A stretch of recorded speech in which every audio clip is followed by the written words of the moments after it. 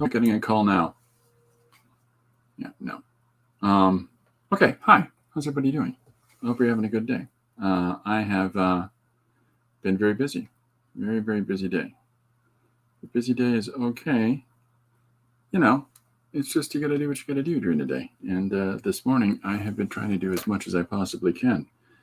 I'm excited, though, because for my one pen, I talked about this the other day, I got this Uli pen. This fountain pen, and I love drawing with this pen, but I ran out of ink and I couldn't find it anywhere. So we ordered it, and we just got word that there's a shipment of it coming today. So I'm very excited. So I just.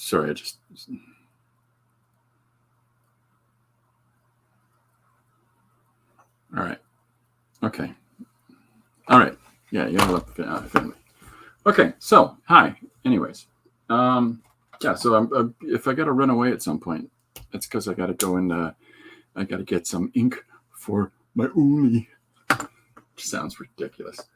Yeah, it's been I'm feeling good and productive in the last few days. Last night we had the London Comic Jam, our annual get-together, monthly get-together, and it was a fun one. We had a lot of new people come out that we got to sit down with and talk about what they're working on and to take a look at some of their work, and some really cool kids. So cool kids. They're adults. God, Lord, I'm getting old. So yeah, that was a nice night. Yesterday, I put together yesterday's page together really fast. And because I do the jam from 6 to 9 in the evening, it tends to because it's a highly energetic thing where you're trying to keep up and have engagement on different pages. I'm going to show some pages. I think maybe tomorrow. I'll walk you through, because I haven't picked any out specifically, but I'll show you some examples of what we do at the London Comic Jam. I made sure to ask permission from some of the contributors that were there. Well, the contributors that I knew that were going to be on pages that I wanted to show.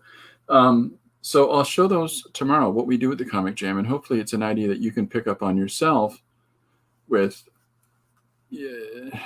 or some artsy-fartsy peer group that you have nearby for if you like the prospect of storytelling with others. It's sitting down and doing a live jam together where somebody draws the first panel and somebody does the next and so on and so forth. Really forces you to step outside your comfort zone, because they're going to have topics and they're going to have approaches that aren't yours.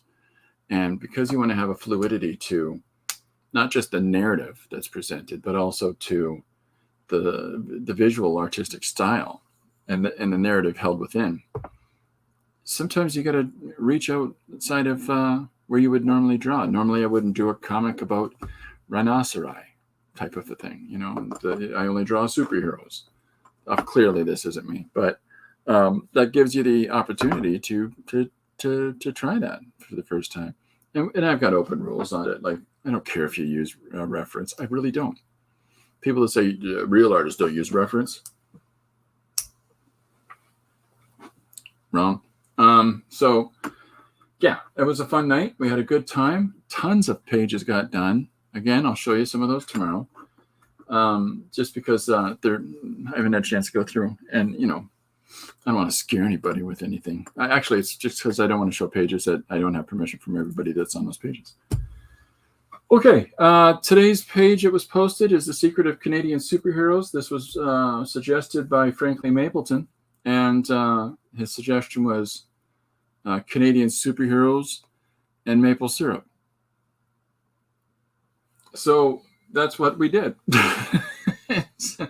Canadian superheroes secretly get their powers from pure maple syrup from very, very secret, special, unique maple trees and glacial waters from melted glaciers. Yeah, that's what it'll take. That's the combination. That's real hard science there, folks. But it doesn't matter. It really doesn't matter.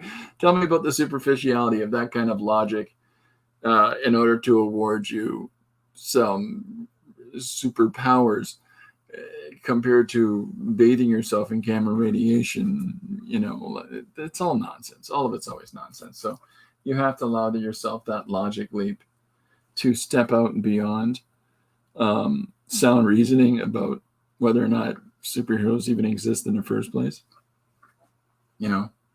It's one of those arguments that I've just never understood.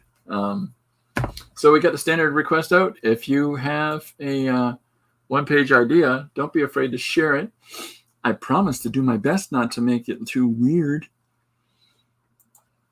I promise.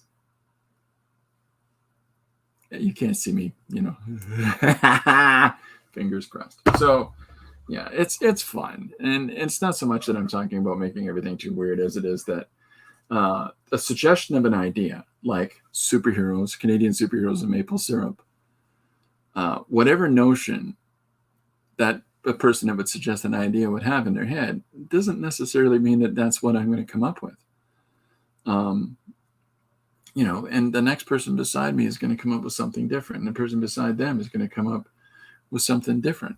So that's the fun part of this all, is that one person can, hey, what do you think about this for an idea? And then, if you get 4 or 5 people approaching that same idea together, you're going to get 4 or 5 different results. And that to me is cool. That's kicking.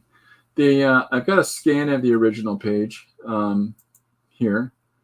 It's not much different, rather than putting it under my lame-o camera until I really get it to figure out itself. So there's the original, and there's the finished.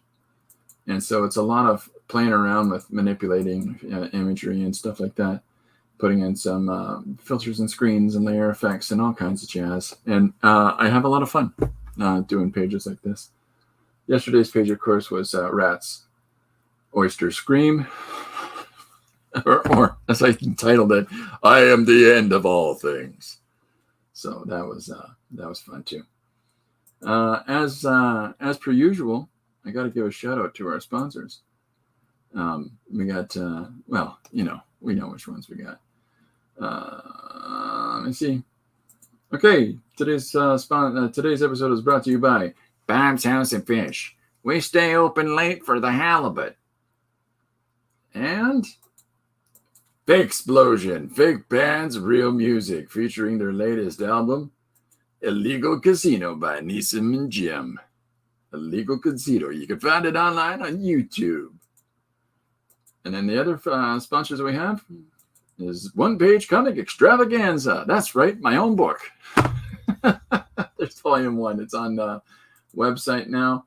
And I've started posting the story time. One Page Comic Extravaganza story times, where I'm actually reading the one-page comics and posting them as shorts on YouTube. So fun. All right, so let me see. Where are we at? Oh, I still got stuff up on the screen. Hold on a second. I'm working out how to make the robots work. Okay, so I've got the magic book.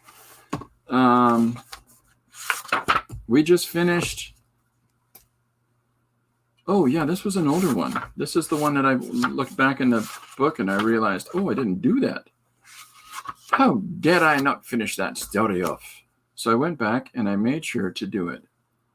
Maple Syrup and Superheroes is all the way back here in the earlier part of the book. It's just one I missed. So we went back, and it's around the time we did Whole Fish on a Pizza. Rasputin and David Bowie and Joan Crawford share a giant breakfast burrito. All those sorts of suggestions, So that was fun to go back and do that. What do we got? So we've got a couple things still laid out. I got another 3-word, but I just did Rat Oyster Scream, so I'm going to hold off on another 3-word, 3 prompts. If you go on Dee Dee Willingham's channel and check out her stream on Mondays and Wednesdays, she has a bag full of prompt words like toucan, vines, rat, oyster, almonds, and she'll pull words out of a bag for you. Some of the pages that we've done recently, like pyramid, airplane, kangaroo, that was one of those. The one I did recently of toilets, toasters, telephones, tongues, teeth, and toenails. That's six prompts from the bag. So it's a double whammy. Yeah. All right. So I've got some more suggestions that are still pending here. I just thought I'd walk back through. Now, I've got, of all the 500 years suggestions that we had come through that one stream, we've got 2 left, or 3 left. I'm sorry. The scientists discovered the gnome genome. Scientists will figure out the Luan verse. Scientists will have finally come up or found out what came first, the chicken or the egg. Then there's a cat YouTuber. There's a Earth flooded with diverse creatures. Science decided would be a good idea. So there's a bunch of those pending, but I think I still have 7 characters in a pit of fear, and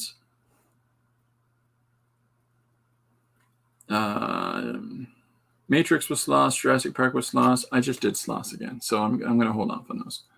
Oh, we got somebody saying so. Oh, it's Dee Dee. Hi, Dee Dee. How are you? I was just telling people to check out your stream Mondays and Wednesday mornings. Yeah, please do so, folks. They're a lot of fun, and Dee Dee is a brilliantly talented artist. There's a real gift, and not only is YouTube a place where you have a number of people that just enjoy watching YouTube videos, whatever you call them, the YouTubers.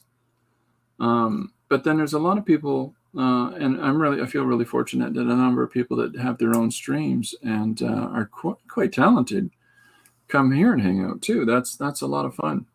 So thank you to everybody that does that, and I do my best to try to mention everybody and what they've got going on and try to give people a platform. So if you yourself that are watching this, you got something coming up on your stream or something coming up that you're posting somewhere, or you got a webtoon out there in the wilderness, whatever it is, let me know.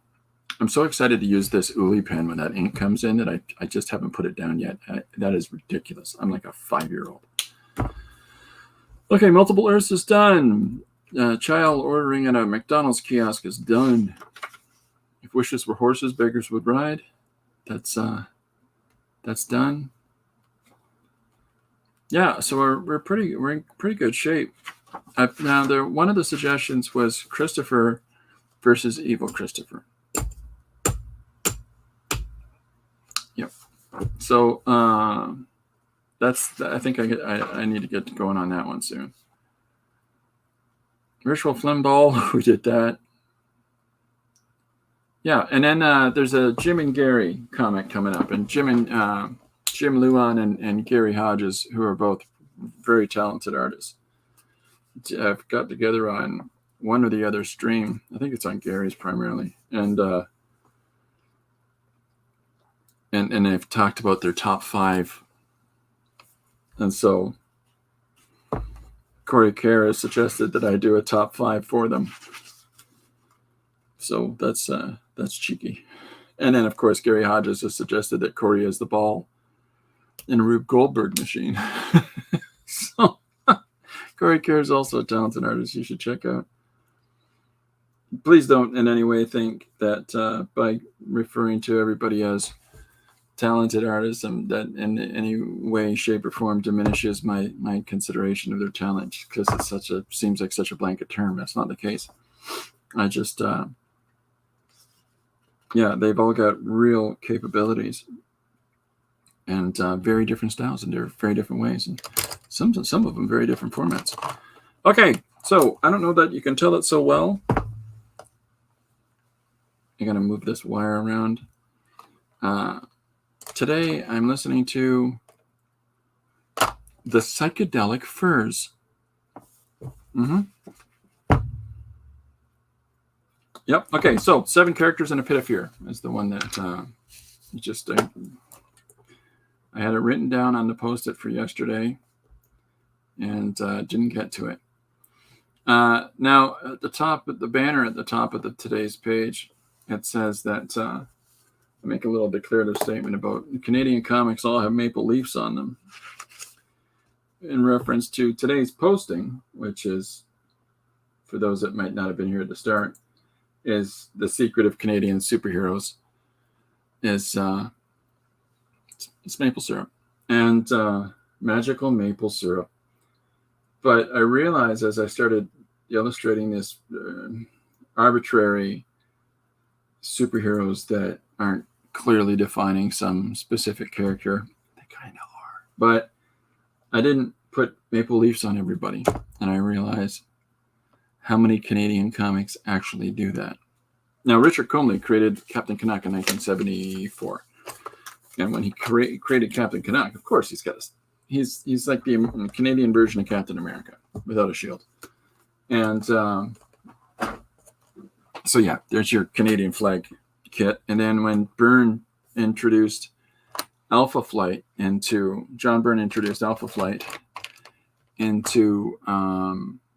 an X-Men comic, of course, they've all got Canadian flags hither and yon. So it is kind of a thing that happens. And then I've seen a few other indie comic books that people have created, and there's Canadian, and there's maple leafs on those characters as well. So, yeah.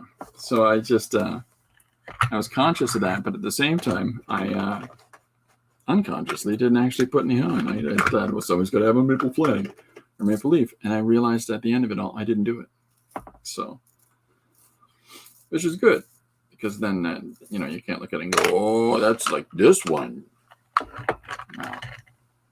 So yeah, there's certain tropes that we have in Canadian books. So, like, many of them have to have an Aboriginal character, right? Because it's X amount of our population is Aboriginal in Canada. And but you find in a lot of these superhero teams, there's always Aboriginal characters. It's like they have to hit these certain ticks, as opposed to just having those aspects, and the whole character is built around those aspects, as opposed to those aspects being part of the character, right? Tricky. What do we got? Somebody's popped up. Hey, ladies and gentlemen, it's Mr. Jim Luhan. I sent you something. I sent you an email, Jim. He believes in me. Click your heels, buddy. I believe in you too. Click them. Click those heels. Let's all float off into the ether together. All right. So I've got, this is a heavy grade blue cardstock that I've got. I've taken two 8.5 by 11 pieces, and I have tapped them together.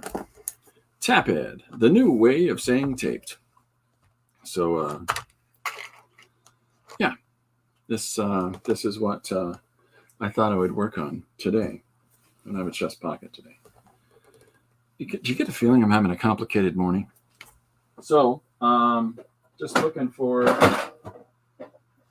some blue tape, some blue Post-its. It's a theme, ladies and gentlemen. So, all right. So I'm going to put together some little bits. What do we got? I'm missing a bunch of things, and I'm sorry for that. I do my best.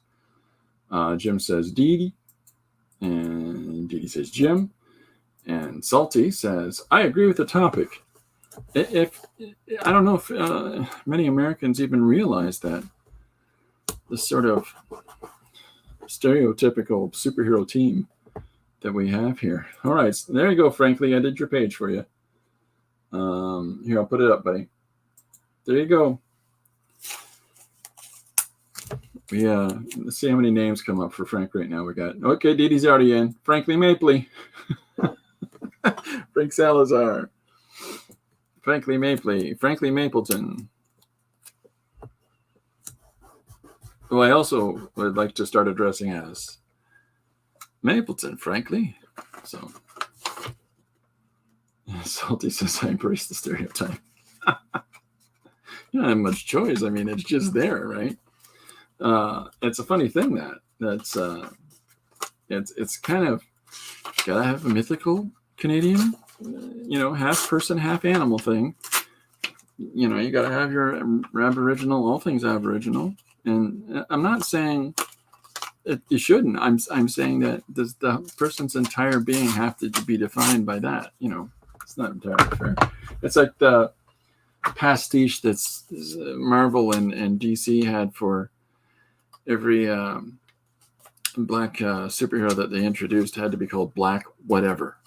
right? Black Goliath, Black Panther. Yeah, it's like let's think a little more, folks. All good names in my book, says Frankly. There we go. Mr. Mapleton. It rings. It just has a ring to it. Mr. Mapleton for the prosecution. See, I said prosecution, not defense, frankly.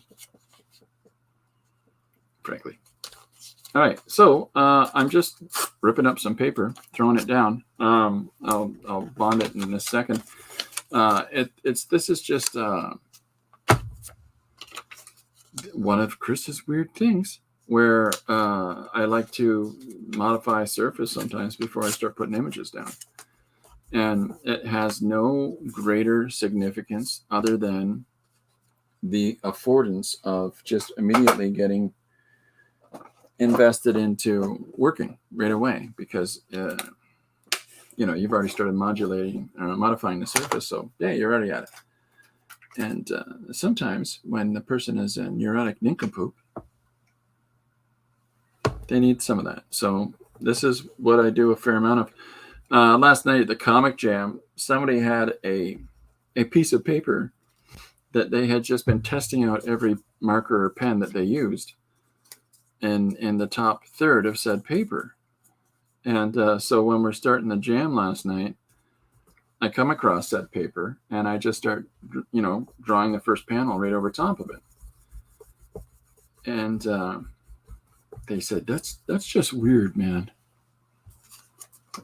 Yeah, come on. What do we got? Frankly says, Wolverine isn't defined by Canadian tropes. He is so. Maybe. He does have animalistic traits like the claws, but no maple leaf.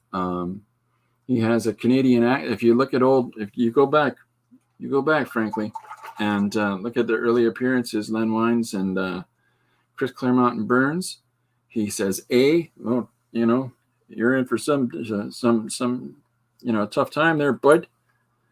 And wears a lumber jacket or a jean tuxedo. Those are both Canadian tropes. He's a feisty little Canadian. Those Canadians are firecrackers. So there's all kinds of stuff that fits. So it's all sorts of ways that fits into Wolverine being very Canadian stereotype. Frank says, I love that page. Hey, thanks, Frank. I'm glad to see that. That's nice of you. But okay, I got to get that off here. Let's get crack-a-lackin'. So here's I've got some medium out, and I'm just sticking some of my madness down. But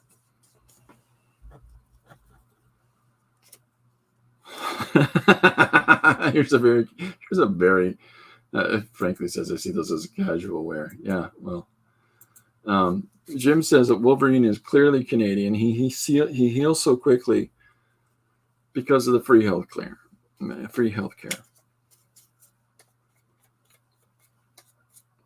Yep, very much so.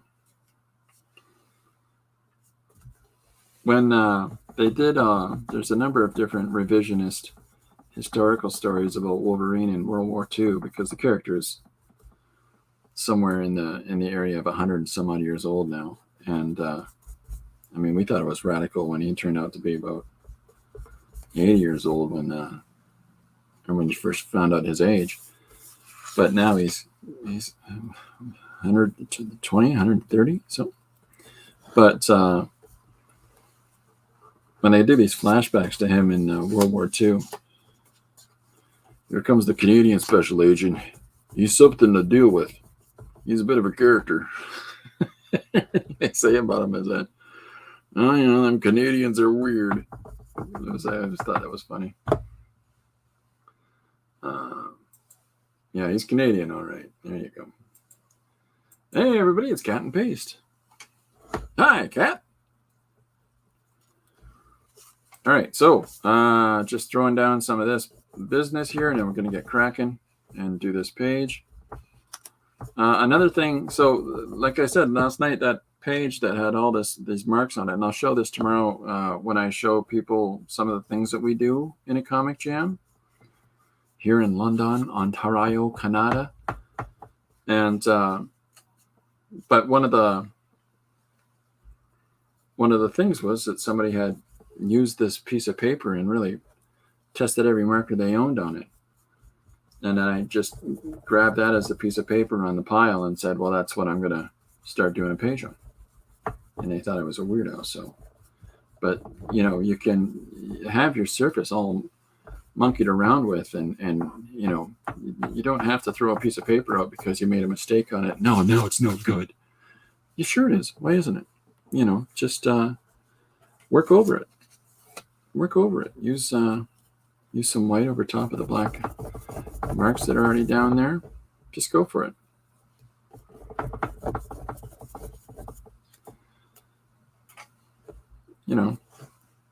Now I may be the mayor of Simpleton here, but I'm listening to XTC now, and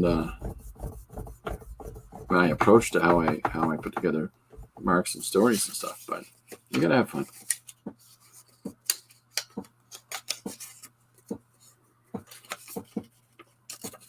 Almost done here. So today's one page is going to be 7 characters in a pit of fear. And there's those fun little questions to ask first and foremost, like, how do we start introducing our story, and do we do it by saying, here's a pit, or do we just start into, the dramatics of the moment, right? There's those little questions to ask, right?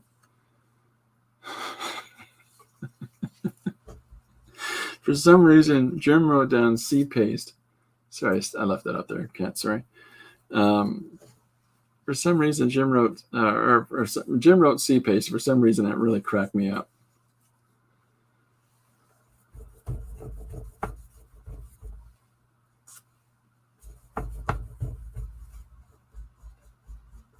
All right. You gotta love clear medium. It's very in. All the kids are using it.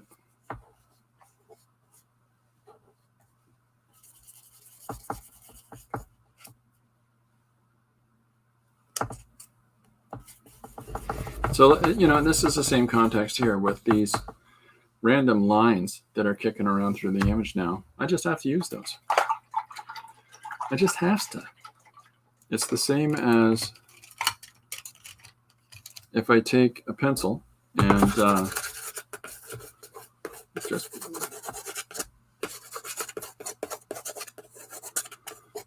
all right, let's draw on this.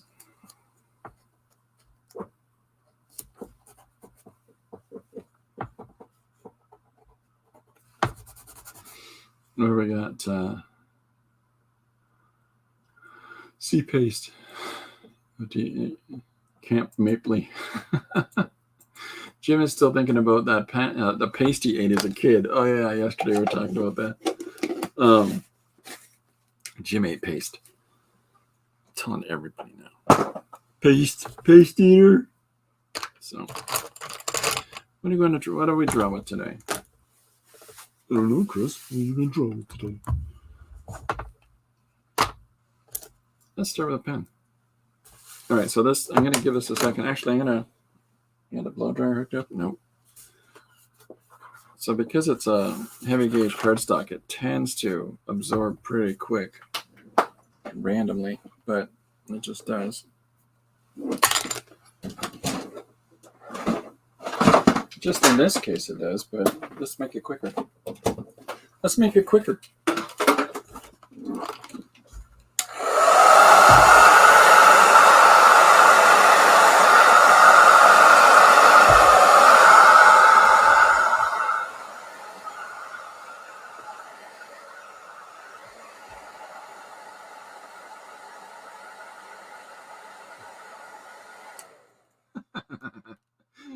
Oh, I love it. Yeah, this will just be a sec.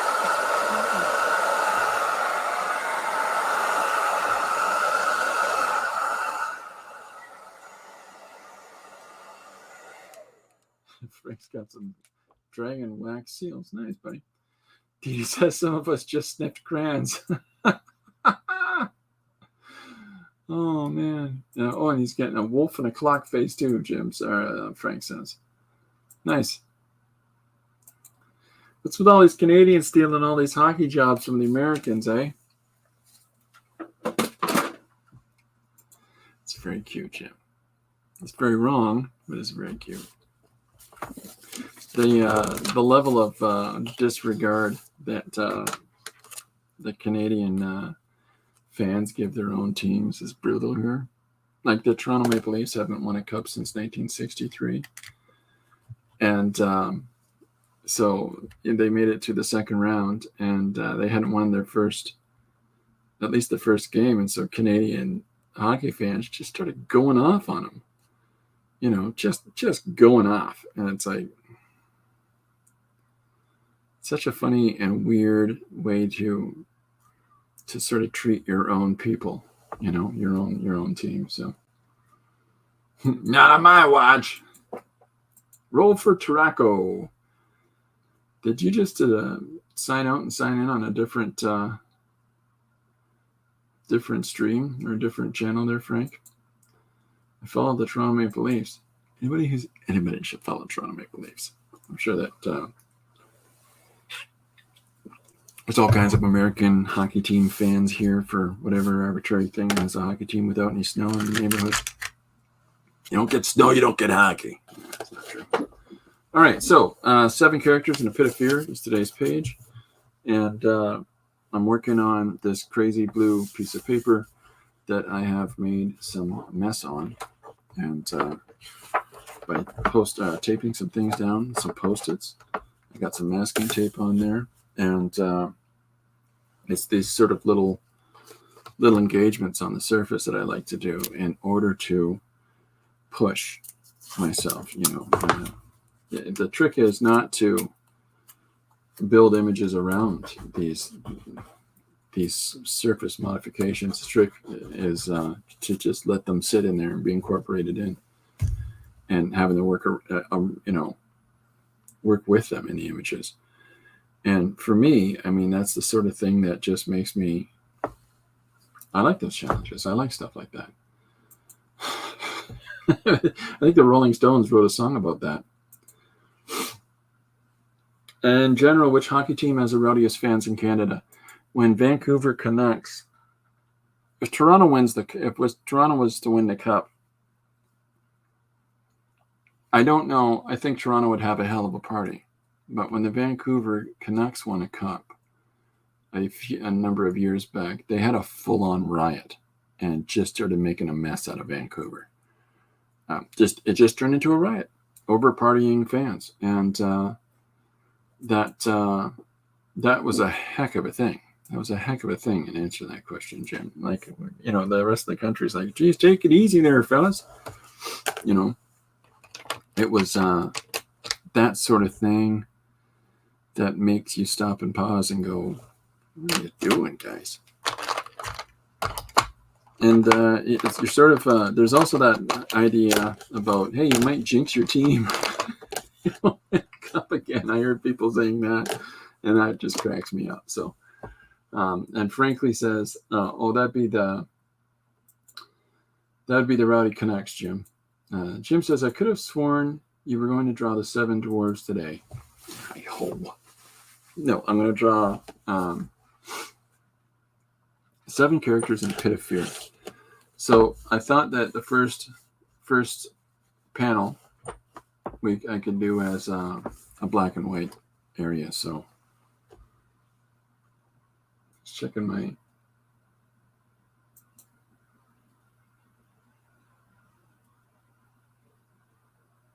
I see my picture here. Yeah, all right, okay. You cannot, I repeat, you cannot guess Christopher's thought process. That sounds like a kind of a fun thing. Can't stay but popping in just to harass the host. Thanks!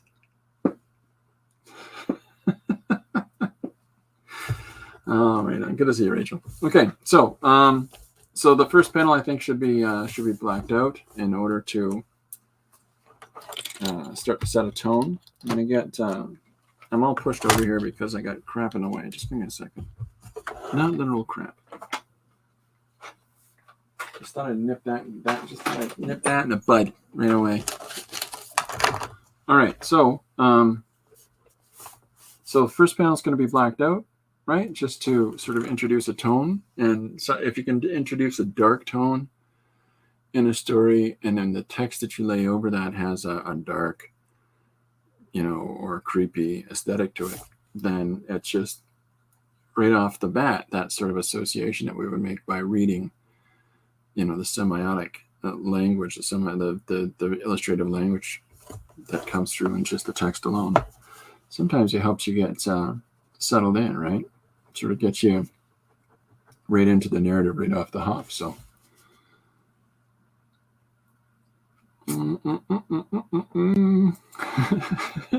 selling all, sorry. And they all refer to Frank's multiple accounts. Oh my gosh. Bye, Rachel. Hi, Rachel. Bye, Rachel. That's nice, Rachel, to pop in. All right, so I want to draw a character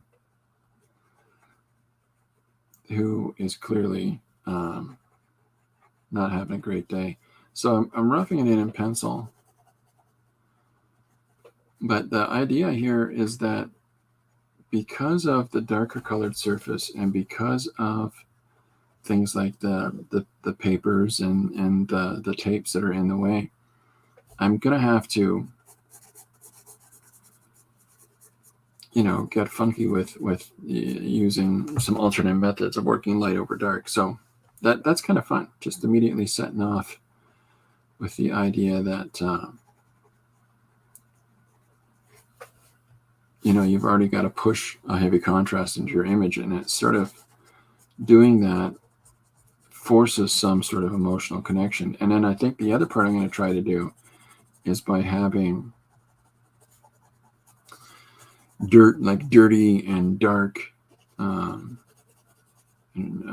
blotches on the skin and abrasions and things like that, because it's 7 characters in a pit of fear.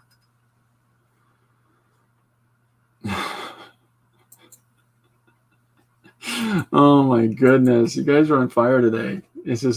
Cat is your husband's name? Paste? No, his name is copy in. Too good.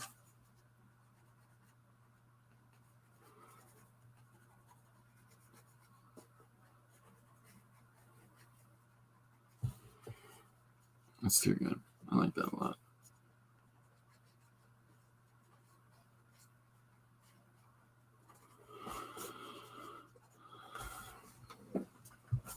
My foot is stuck. There we go.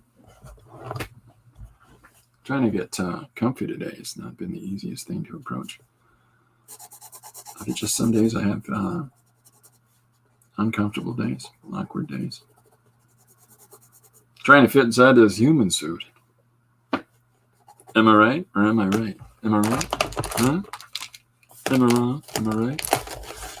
All right. Let's see how this does. Yeah, there's a nice opacity to even Faber-Castell white, which is good, and it lets me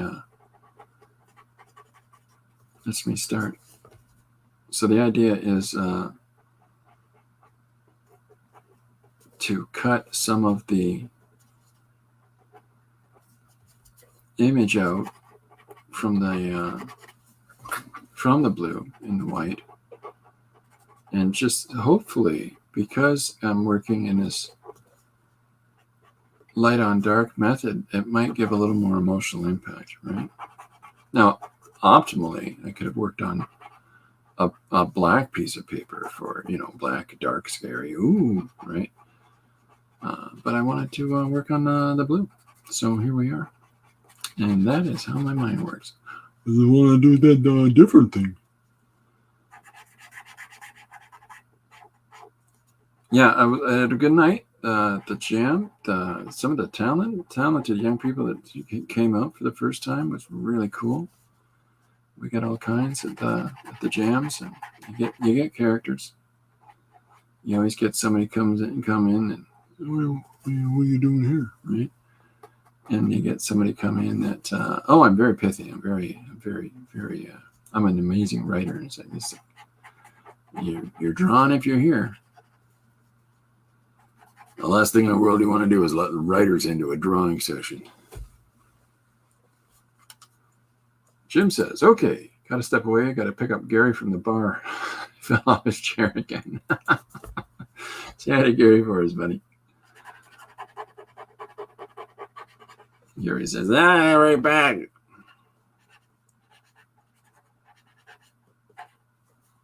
Yeah, so has anybody got big ideas for the week? Like anything that anybody's working on specifically that they're giving themselves this week to work on? We were talking about this last night about what kind of structuring do you do for your time and your project time. We had one of the people that showed up last night talking about how they're working on a book that they've been working on for the last 3 years, and it takes some time. And they worked on one drawing through the course of the evening. And I appreciate, and there's no timetable, there's no expectation of how fast people have to work, but 20 pages and however many years, he said, I understand that now. Oh, wait, that would be Gary. Rolling on the floor, Jim. Oh, wait, that would be Gary. Yeah, that's true. Frankly says, I'm working on my mom's last nerve. That's what she tells me. My mom doesn't even answer my calls. Working in a dog portrait, an art journal, mini collages, and whatever else I do in streams. That sounds about right, Dee Dee. That sounds about right. Very, very creative, very engaged, Dee Dee. I think it's inspirational for other people, though. Aside from the fact that you're getting your own fulfillment, I think that there's a great deal of people that draw some inspiration from that. Somebody's output, right?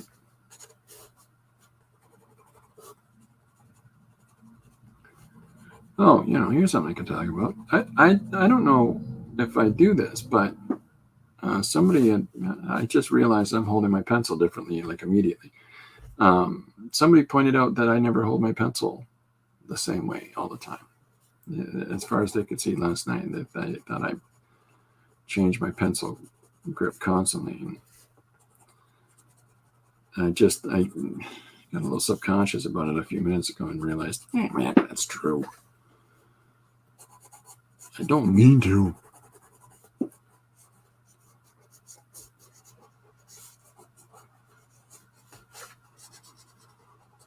Very drawn features on this guy.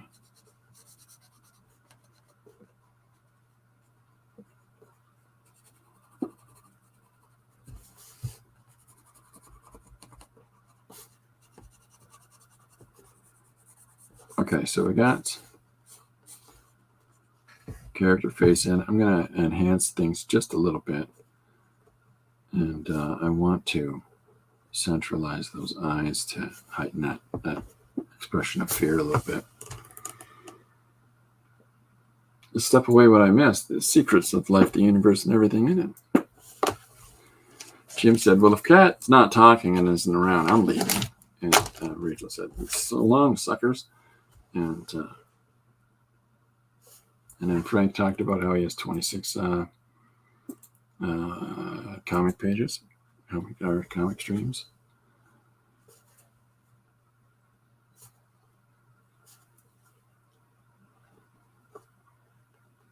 You can get really tricky with that, frankly, if you've got all these different streams and stuff like that. You could have arguments with yourself. You could be you could have a combative relationship with a critic, and the critic is actually just you on a different stream. And there's all kinds of crazy things you could do with multiple names like that.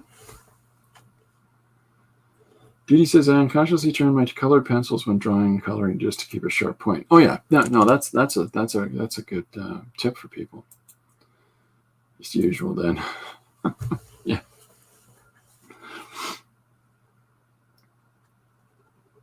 Yeah, so we've got people as per the usual. People are always welcome to If you have any other one-page notions that you might have had this week, let me know. Getting the darker color in sometimes, like it's why I tend not to just do all one tool or one value system. I tend to move back and forth between positive and negative. Is a lot to do with the fact that they revealed very different things in a drawing, right? So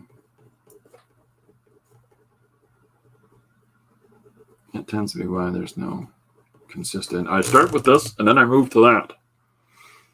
Uh-oh, who's this crazy kid? I thought I should pop in and say hi. I've been listening for a while, but working on a little cartoon for a friend of mine. That is not how Philip Chandler, the handler, sounds. Do you change your pencil holding technique to avoid people stealing your style?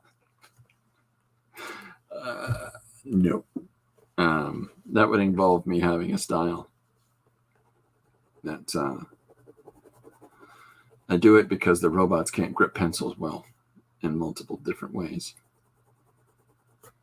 It's my way of combating AI. That whenever I see anything, I unplug it. Anything.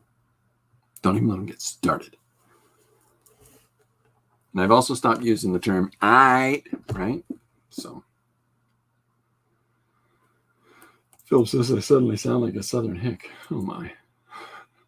Oh, you have style. No.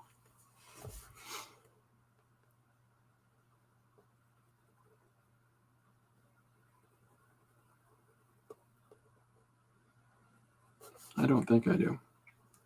Clearly, if anybody sees X amount of person's work, they'll look at it and go, that's how that person draws. But is it necessarily that's a specific style?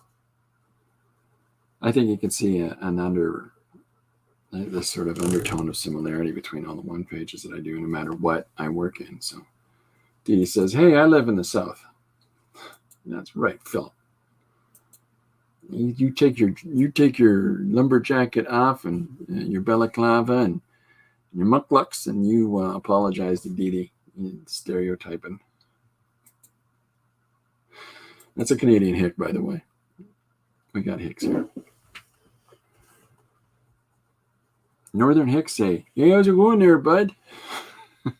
That's a Northern hick expression. Get on ya. Better get at her. You want to see some good examples of Canadian stereotype? There's a television program called Letterkenny. And they got some pretty good examples of cliche Canadiana stuff. So, all right. So I came in with this Faber-Castell white pit artist pen brush. Hey, this story is called 7 Characters in a Pit of Fear. And I'm using a pit pen. Anyway.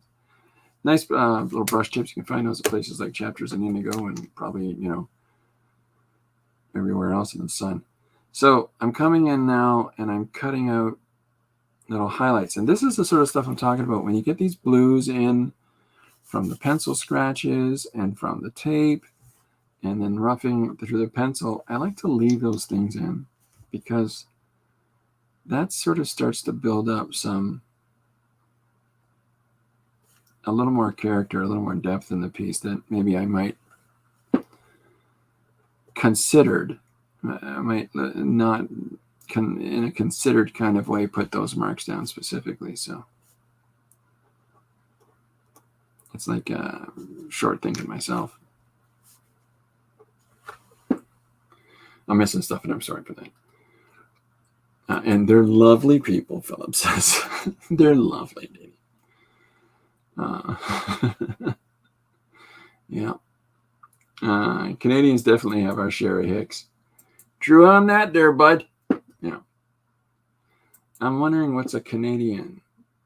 Perhaps today's theme on screen. What is it? Did I write it wrong? No, I wrote Canadian correctly. Well, Canadians, that's the whole thing, is that Canada is as wide as the United States with far less of a population. And a lot of Canada is very similar to the States to the south of it, whatever region that is. Like the prairies, they're very similar to the American Midwest, right? A lot of cowboy love in there, but trying to get them all. So some of those cities, like Calgary, they tend to be somewhat reminiscent of the American cities nearby. And then there's that truth of you can't tell the difference between American and Canadian cityscapes on the outskirts of towns, on the outskirts of cities, because they all look the same, with the same gas station, McDonald's, little plaza, whatnot combinations. So there's a lot of similarities. But I think Frank sums it up best. They're like Americans, but with healthcare and funnier accents. That's true. We've got there's a very strong accent in the East Coast. Now there's a number of accents in the East Coast, but there's a very strong accent specifically in the province of Newfoundland and Labrador. And, you can tell if somebody's from or knows people from Newfoundland because of how they'll say it, right? You'll say Newfoundland if you're reading it on a map or you're from anywhere else in North America, really. But if you've never met, and Ontario has a lot of people from Newfoundland, so we all know it's pronounced Newfoundland to them. But they've got a very silly dialect. Their dialect is actually very similar to the American South in that the ethnocentricity of those places is founded by the same people. And that's from the lowlands of Scotland and Ireland, and so there's a lot of sort of people that came from Scotland and Ireland, but the people that sort of they weren't the high tootin' Glasgowians, they're more of small town people. Frankly says, Newfies. Hey, slow down there, bud. We have health care too, Frank, and access to it. It's true. Americans do have health care.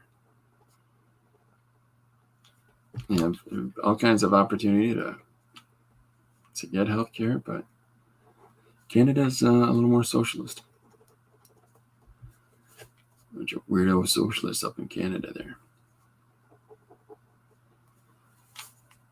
All right, so I'm trying to get across the fear in this fella's face. And I feel like that's going well. I'm sorry. I kept meaning to do this. Hi, Gary. Welcome aboard, sir. Gary's third book is out and available to pre-order right now. His third in the series of D versus M. It's really good. It's a really good book. You want to know how good? I'll tell you how good. See this? Oh, how about one of those? Two of them suckers. Frank says that you guys aren't far away from each other, 3 or 4 hours. How do you know that, Frank? Did you time it? I'm trying to get caught back up. We have 7,000 people a day coming into the country. They get free health care. Oh, wow. Hi, Janet. How are you? How are you? That's a lot of new citizens coming in there every day. We're not growing that fast. We got lots of space, but not all of it's great.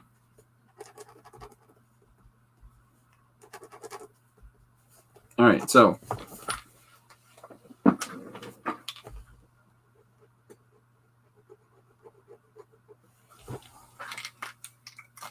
just playing with that.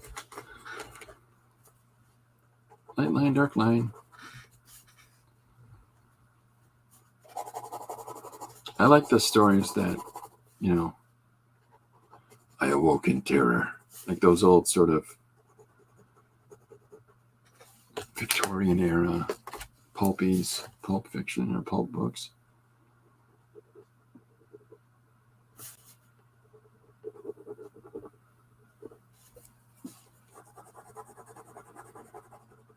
I like how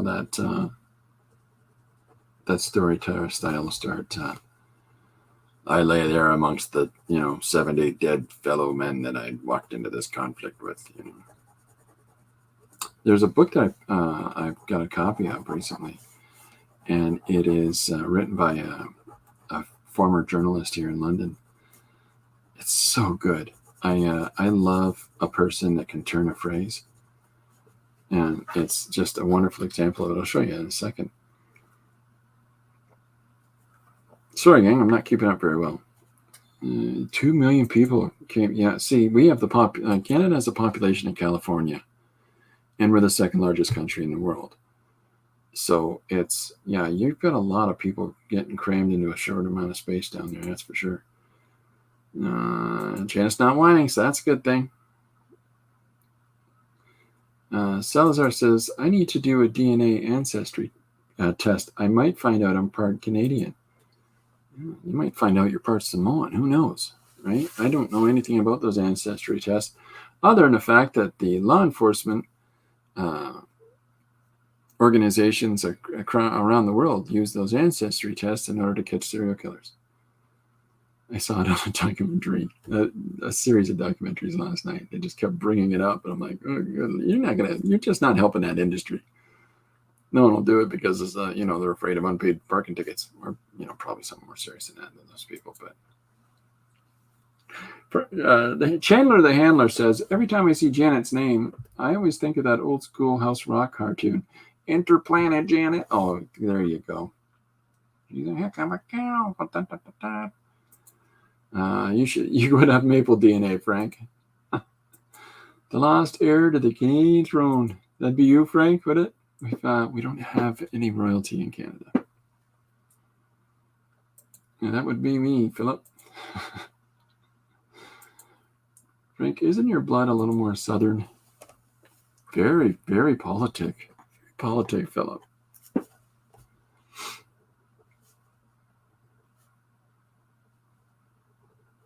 All right, so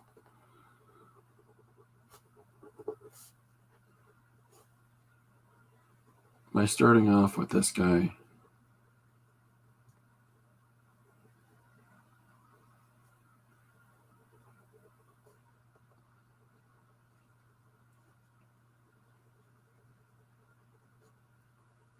where he's got his back up against the wall, or his back up against I want to establish it first with his expression of kind of a bit of shock, a bit of a bewilderment. Looks a little happy right now. I'll fix that. We'll fix that.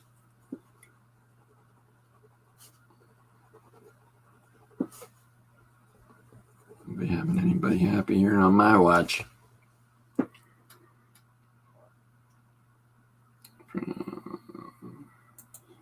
Phil, keeping down the first Canadian king.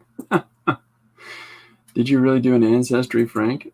No, not yet, Needy, he says. I've never done that. I don't think it's necessary for me to do that. Yeah, I got a pretty good feeling it's where my people are from. My people are from places where they're white, and not much more than that. I got a pretty boring family tree. Gary did a 23andMe, and suffice it to say, no real surprises. I'm white. See, it's not just me. It's not just me that puts it that way. It was all UK, Scotland, and Ireland island folk. There you go. No Northern European, no Scandinavian blood in you there, or just the Scandinavian British blood.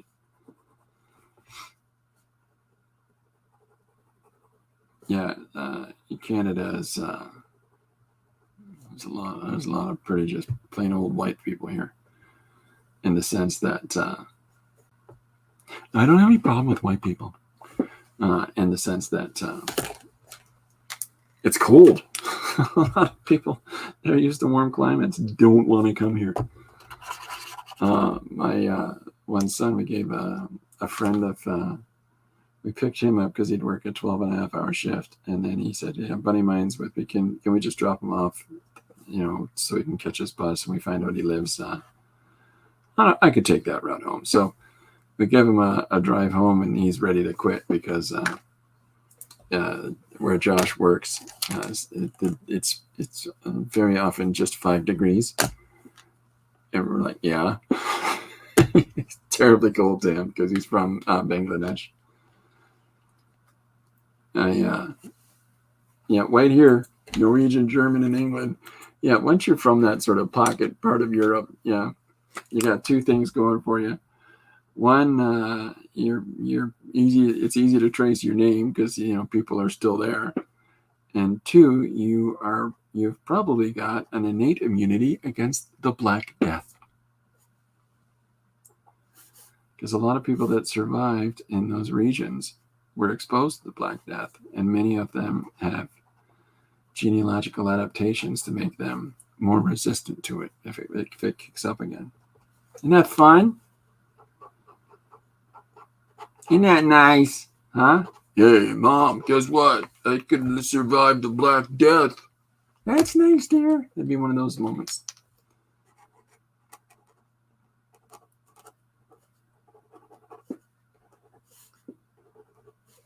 All right, so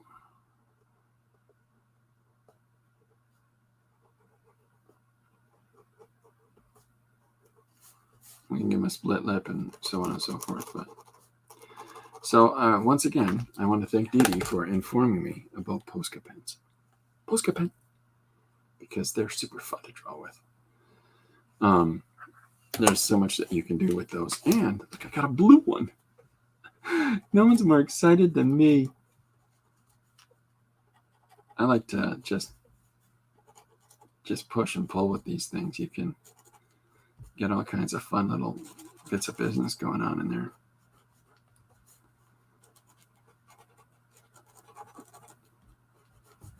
And, I've got Interplanet Janet stuck in my head now.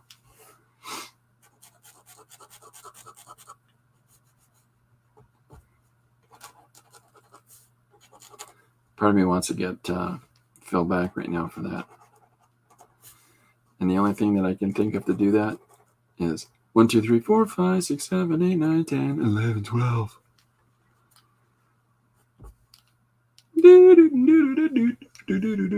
12. Did that get anybody? Has anybody got that stuck in their head now? Kat says she's part cat and part paste. I descend from men who run.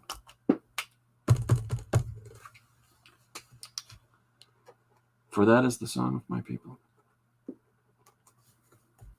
Men that run.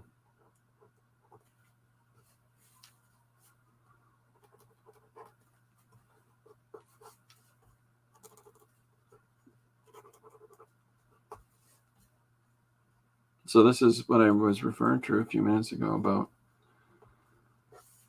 dirtying them up a little bit and, getting some smudges and some dirt and some blemishes and that going, just trying to push the whole stuck in a pit.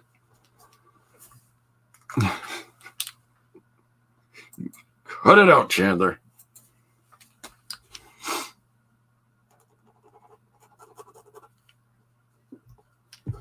Depending on how old people are, another one you can get people with is just imagine that you're standing on a planet that's revolving and revolving at 1,000,000 miles an hour. If you start that with a Python fan, they're done. I shall fight no more. Chef Joseph. I don't know what that's from. Sorry, frankly.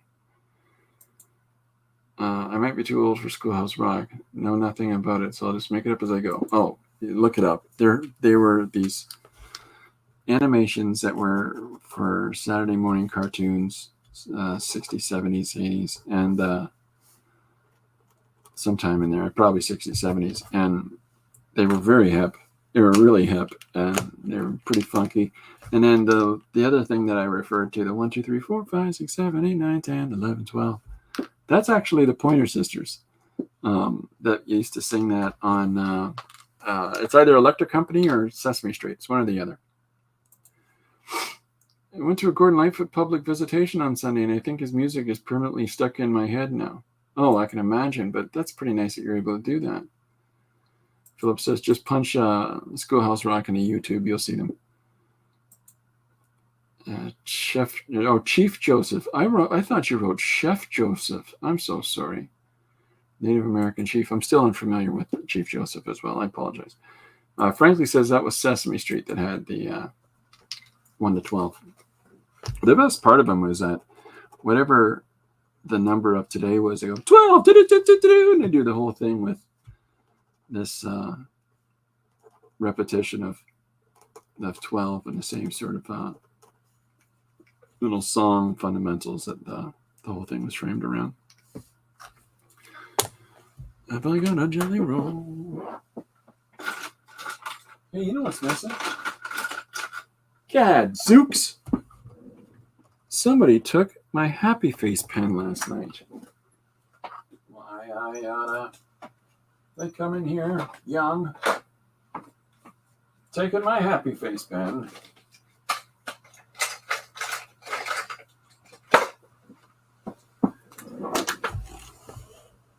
Back in my day,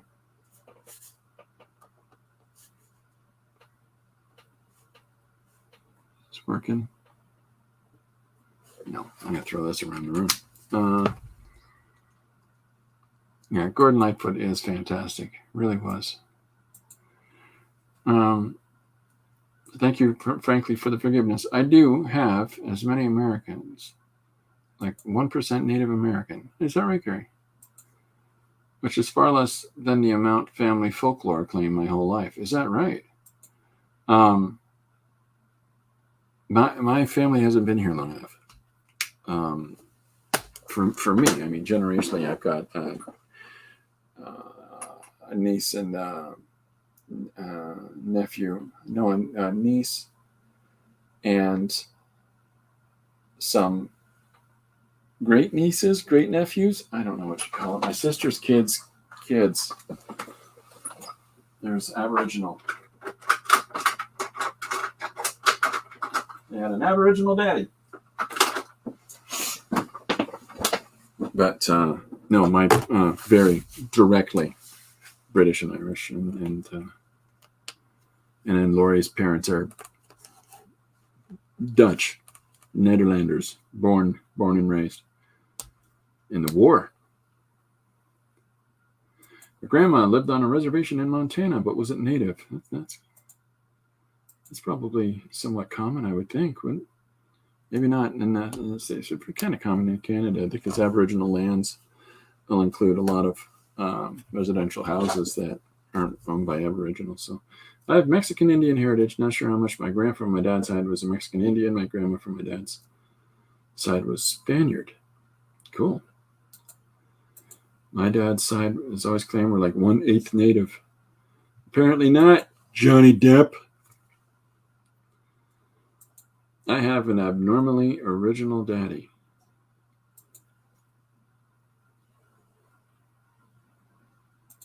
I don't know what that means, frankly. All right, so I'm trying to beat up this guy's face a little bit. And why? Because I'm a monster.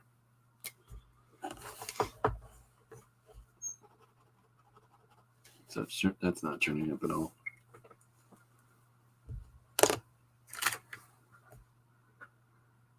Kat says, who's your daddy must be the big question that comes up with these ancestry tests. I think the first question is, what's your name? And then the next question is, who's your daddy?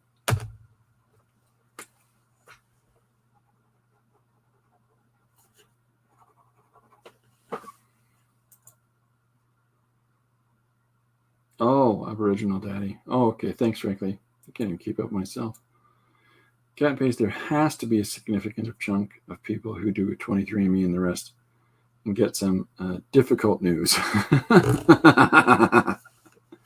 I'm not laughing at their misfortune, but yeah, there's got to be.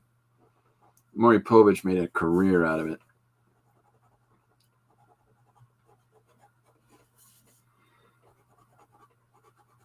So much so, I think it was a running gag in the 80s or 90s. There are certain talk shows that, I don't know if that kid's mine, man. You know what you should do? You should go on Jerry Springer. You find out there why anyone in the right mind would go on Jerry Springer. Well, no, Nemo. Terrible. That's terrible.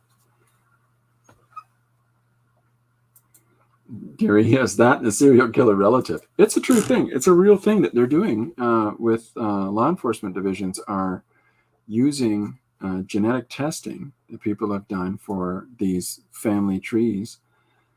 And so in instances where, because the criminals might not have blood tests in the criminal system, they can find that information in familial testing that's done for some of these hereditary charts. I don't know if it's 100% the most legal thing in the world. I don't know if that is or not, but hey, you know, they're scumbags. So, Gary, I was watching Brotherly Love podcast, and they had a call-in guest that keeps finding out she has brothers and sisters each year. They're from a such type of banks all over, same donor. Oh, yeah. There's a doctor in, I think it was New Jersey, that has 240 some odd kids, because he never took donations from anybody. They were always him, in order for him to save on costs. And then what happens is, because you can only do that so long in an area before your kids start marrying each other. Whew. Some closets should just be left shut. Huh. Frank says, that's my dad. Oh, no, I know of that doctor.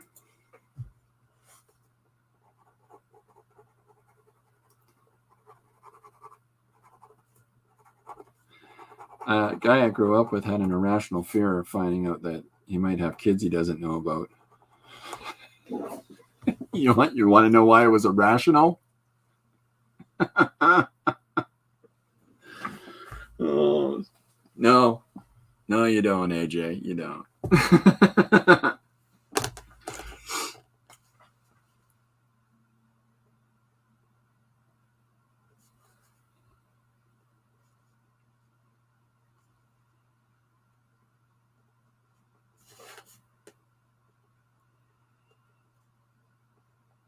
All right, so all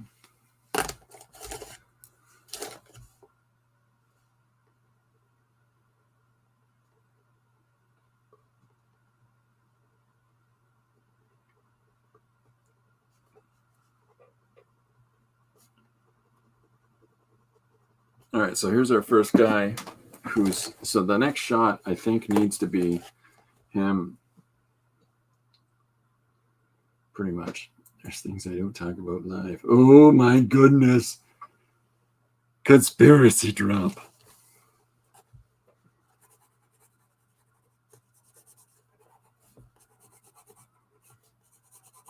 So I'm thinking of having him leaning against the wall.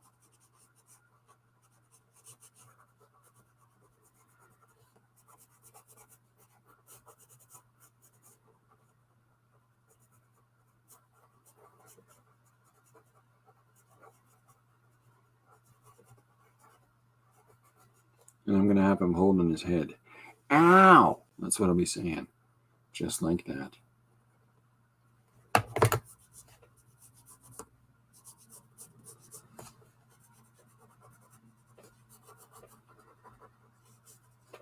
Ouchie! I've got a boo-boo. Wasn't a doctor, but he was a ladies' man. Didn't rub off on me. Oh my God.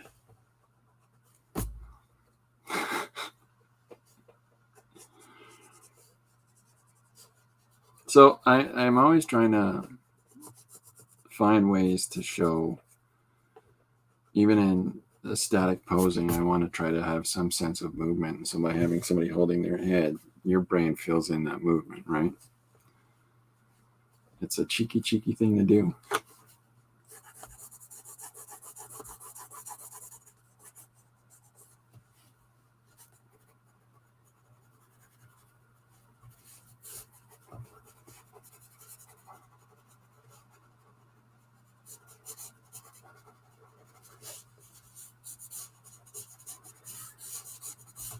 All right. Yeah, I feel pretty good about the output lately, and not just you can have tons of output, and you look at it and go, I don't feel like I'm doing my best things here. I'm really kicking them out, but it's not stuff that I actually look at and have any interest in pursuing that further. And then you have times where oh yeah, okay, I like that, and that feels good, and that's the feeling I've been having lately. And so I'll take it, because you gotta engage in those. You gotta appreciate those moments where you're feeling like the stuff that you're doing has there's a little growth there. There's a little momentum. It's really important to celebrate those moments when you can. Don't get caught up and stuck in them, mind you. But if you can allow yourself that assessment and a brief time to recognize that, it can only encourage you, right?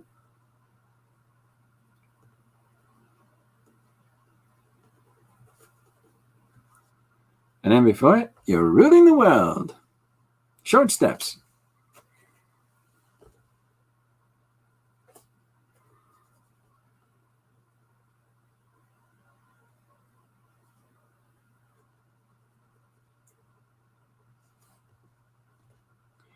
Somebody that does tons and tons of work and tons of work of the same drawings over and over again, because he's never satisfied with those drawings. And as much as that, I appreciate the craftiness of it on one level, get on with it on another. Oh, in case the delivery person does arrive early, I will apologize and be right back in a second, because I have to run to the door. Yep, my day job, we've done a couple familial DNA cases. Is that right, Gary? You've even had that in the office. Isn't that something? I've never been there.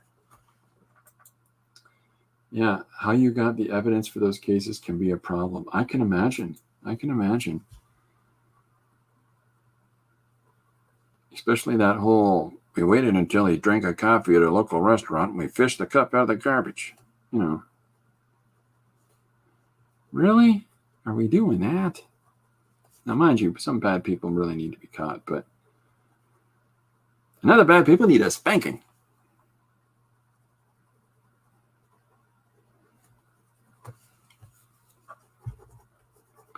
There's a lot of those cases of children of a person or somebody's brother.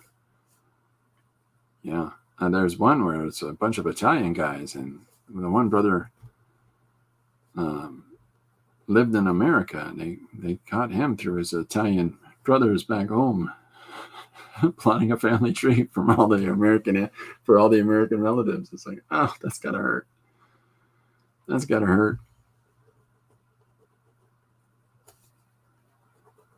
Because that person's going to be like, Antonio, what are you doing to me? Wah, wah. All right.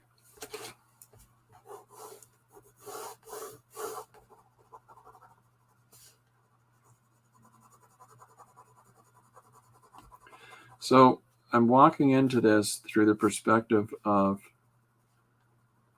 I want to introduce the viewer to an idea like 7 characters in a pit of fear. Sorry, which you can't see to know. What's this about, Chris? So I want to walk the audience into this conversation through one person's perspective. And so that's why we've really only drawn one person at this point. Just because he's our Tom Cruise. He's our personality-less character that we see the entire, situation through.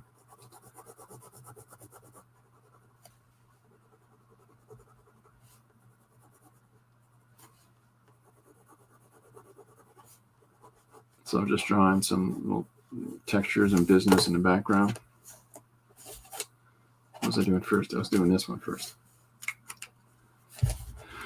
Yeah, that'd be something else for that it's got to be a lot of good feelings for people that have lost, loved ones and not really understood the wherefore and why, and give closure to them. There's a program I'd watched where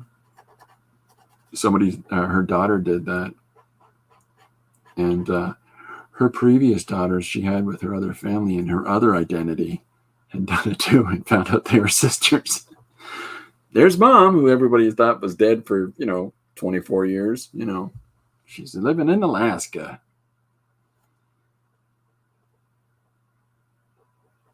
It's a lot more complicated, that story.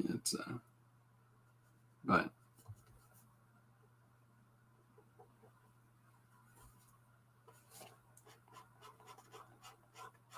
yeah, I got no surprise kids in my future or anything like that.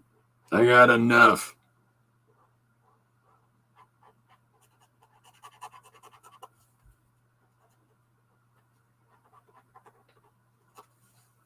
People legitimately concern themselves about that.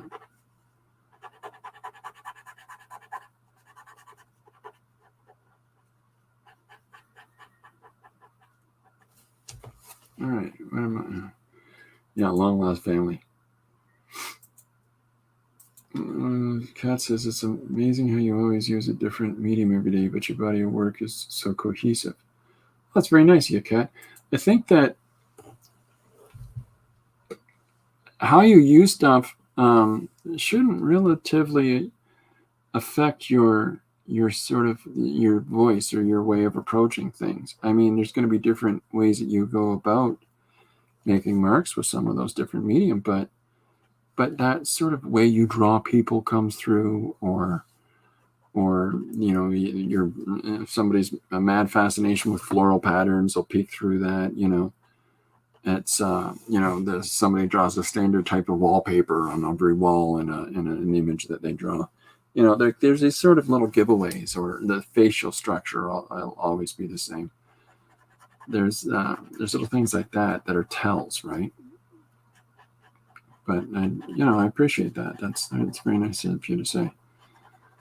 And just trying to figure out different ways to tell stories and tell different tools, different medium. You want to stay fresh with stuff, keep using it, and that's how you'll be able to figure out, keep drawing and different things. But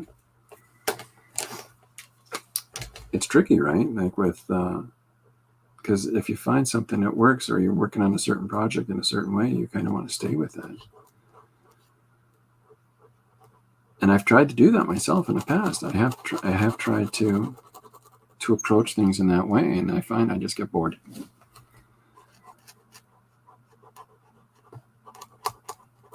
I get uninspired, maybe is more appropriate.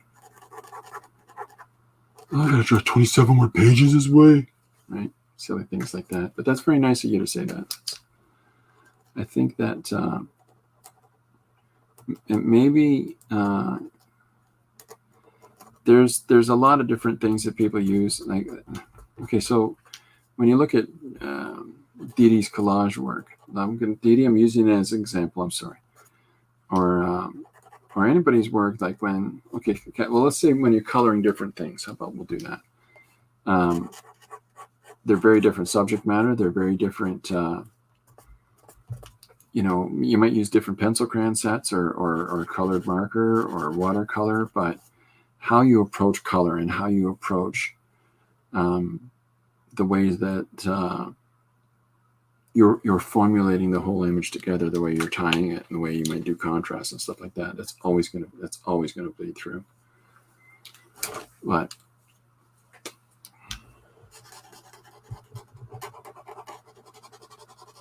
I think that I really enjoy working in different medium, and for me, there's a liberation in that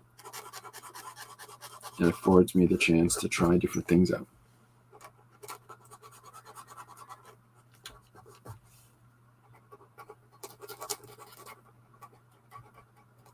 I'm trying to see. Here's the thing I do. I'm letting this blue from the page pop through in the outline around his hair. And that is something that if you look through my pages, you'll notice I do in all kinds of different medium.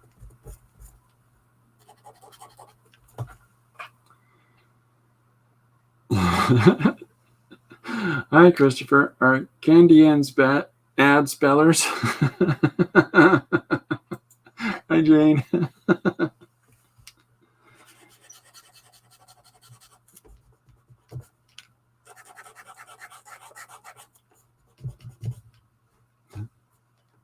Got me checking I've spelled Canadian correctly on the screen. I've messed that up someplace.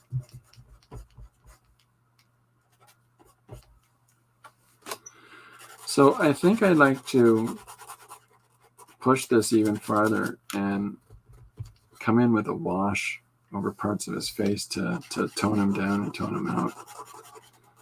But we'll see. We'll see if I get to it. Get out of here, Ben. Not your turn. Blue fingers.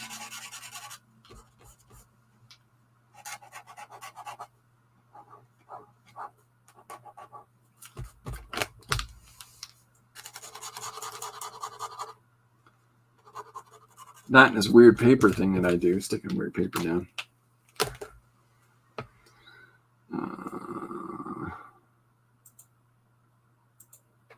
Probably threw up his title before the stream, so I must have spelled it like that. Good job, Chris. Thanks, Chris. I did my best, Chris. Yeah, nice going, guys.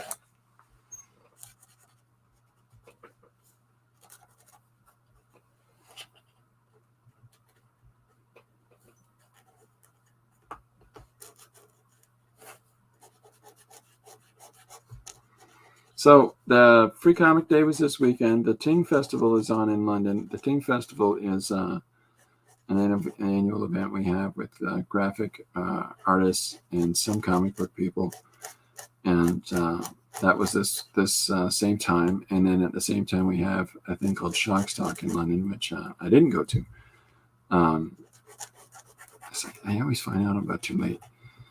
But Shockstock is a horror festival that they have in the city here. And they go bonkers. They go bonkers in it. They have a big old fun time, big old party. I have not been because I am square. So big square old lame-o.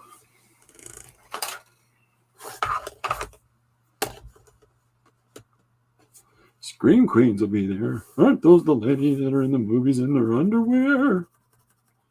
Lame-o, that's me.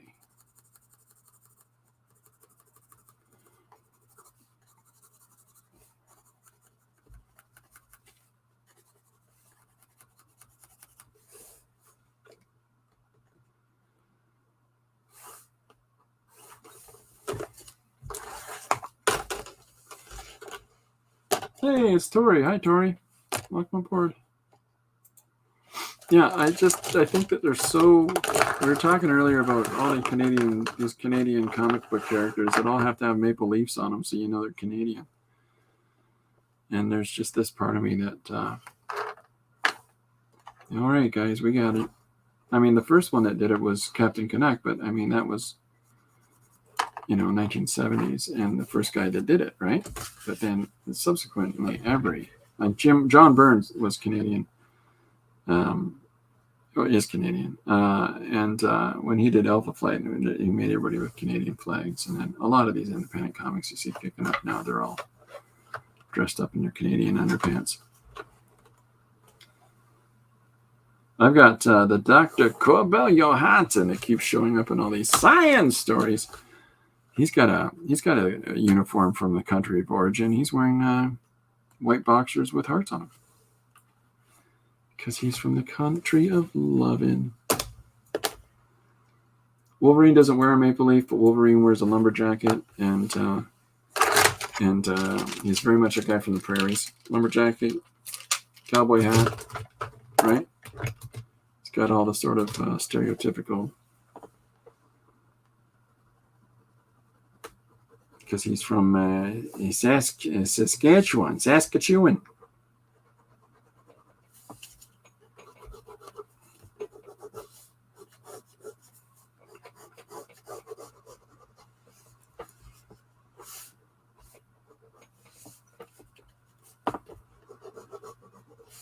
All right, so here's our first two panels. What are we at? An hour 30. That's fun. So what that makes it 3:30. Okay. So the whole point of this page is to try to introduce the emotional context of the scene first and foremost for me. And so I'm going to do that through the introduction of our first character, who is taking stock of, doesn't know who he is, doesn't know where he is, and his head hurts because clearly somebody's knocked him out.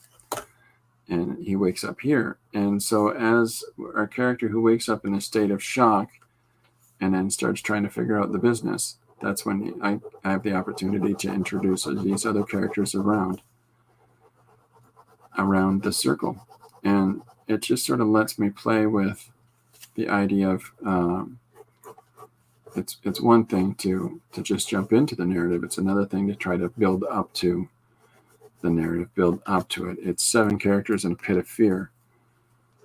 And I think that in this first panel, which is entirely blacked out, and it's just going to say in white letters, pit of fear, and that small. And by putting it that small, makes you have to lean in and look, and lean in and pay attention, right? So it's kind of I draw people in this way. If I have it in big letters, it's pit of fear, right? But if I put it in small letters, you're reading a pit of fear. And now you're leaned in and you're invested. That's the sort of mental manipulation that I do in my comic books. Just messing with young minds. And I'm keeping it uniformly to blue as I'm drawing it, but what I'm going to do is introduce other values as I'm putting it into Photoshop, and in a similar way as to if I was to just sit down and do screens of washes, different colors over top. But that's one of the things that I've been enjoying and finding really fortuitous to be able to do these things in Photoshop, is that you can do all of those things almost effortlessly. Just trace out an area and then drop the paint into the whole area. And then you can control how thick or thin that paint is, how opaque or translucent it is. And that to me has been very liberating. Even when you look at today's page that I put out, the Canadian page. Did I spell Canadian? Oh, geez. You made me have to look and make sure I spell Canadian right on the page itself.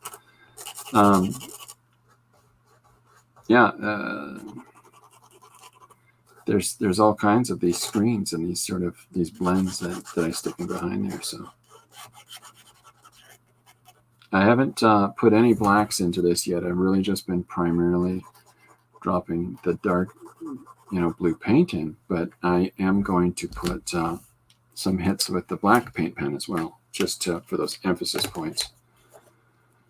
Didi says, heading out, more awesome drawing, Christopher. Thank you very much, Didi. Have a great day. Thanks for coming and checking in. I'm going to check out in a few minutes myself, gang. I put out an opportunity. I'll bring these things up again today. I put out an opportunity, if anybody has interest in this, of if anybody wants to work on a collaboration or something, I'm open to that. If anybody wants to if you've got a one-page idea that I'm really keen to see what other people are working on. But somebody said last night at the jam that they would work on a one-page idea if I worked on it with them, because they just don't know how do you get started. And so, yeah, okay, I'll collaborate with you. How do you want to do it, right? And then I've got I sent a collaboration, my part of a collaboration off this morning. Very excited to see where that goes. And I have no timetable on that. That's going to take as long as it needs to take. But that's that's part of the fun, right? Is exploring these stories, seeing where they go, seeing other interpretations of them. It's I referenced recently Tom Waits' song Old 55. I've heard a number of versions of at this point, and including the Eagles and Sarah McLachlan. Like, it's one of those songs where it's such a good song that people are going to cover it. There's certain writers that have that capability. Like, how many different versions of Bob Dylan songs do you know? And how many different versions of I think that the record is, there's 283 recorded versions of If You Could See My Love, tell my thoughts, what the hell's that song called? You Could Read My Mind? I don't know what that song's called.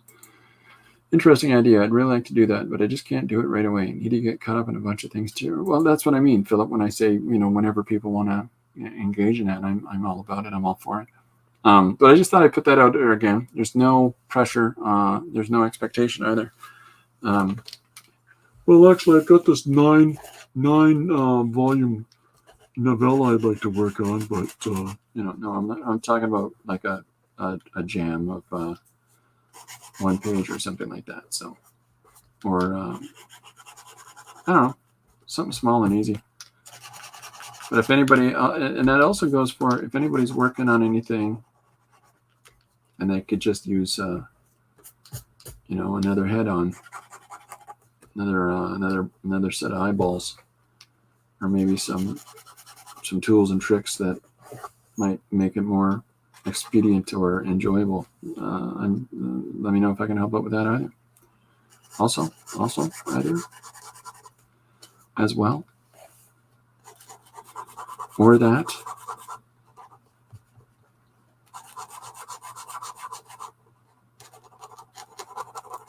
All right. Well, I'm feeling good about where this is getting off to. And I'm going to punch some more white into his cheeks there and build that up a little bit. If you could read my mind, if you could turn back time, different song. No, that's very nice, Kat. Yeah, I really like Philip's work. So, and I like Frankly's work too. One-page comic idea, Frankly. If you got something in mind, or if you want to work on something, let me know.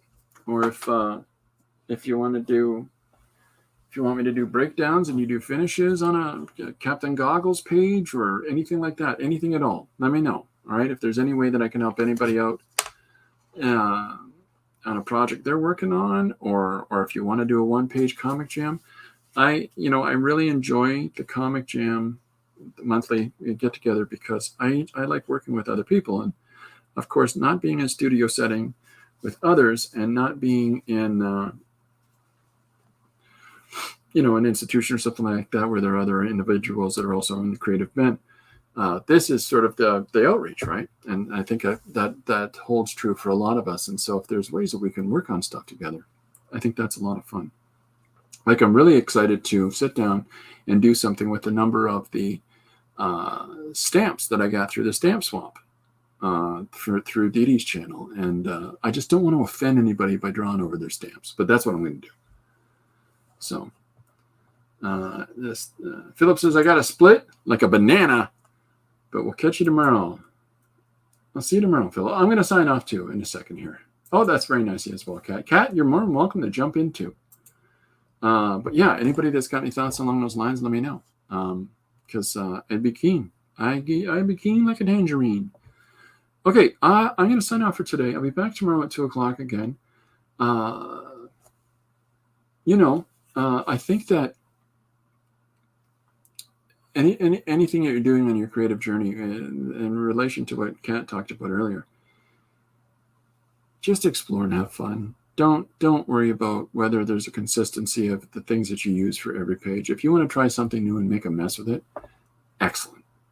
And the reason I say that's excellent is because the next time you're going to get a little more refined, and so on, and so on, and so on. And so you're always going to be able to